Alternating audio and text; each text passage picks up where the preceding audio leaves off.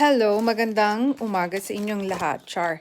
So, ito yung aking, first time ko kasi bumili ng suping na brand. Suping ba? Tama ba? Iba pala yung packaging niya. Sosyalan. Nakaganyan siya.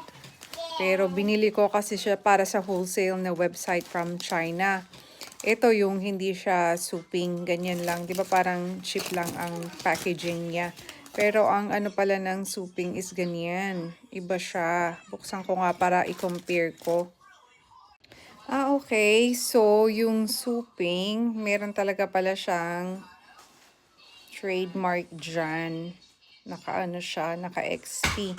Samantalang yung general na ano lang, dun sa ganitong lalagyanan lang.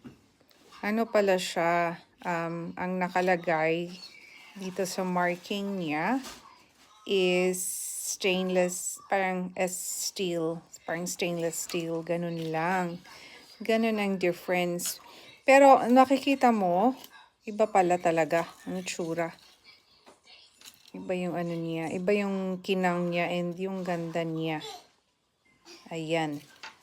Ayan siya. Hindi ko alam na may F pala to. Ayoko ng F. Ito, L naman siya. Ayun. And ito, buksan ko nga din siya. Stainless steel lang siya. Ganda ng tsura ha. So ito naman, hindi rin cheap yung ano niya. Yung kaniyang lock.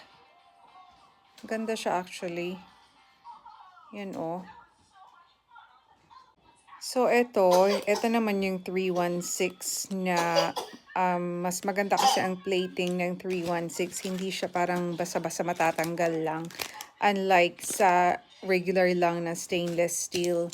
So ito aabot yung ganyan, yung 316L. Aabot siya ng apparently mga 3 to 5 years before siya mag-fade. So dalawang boys para sa anak ko. Yan.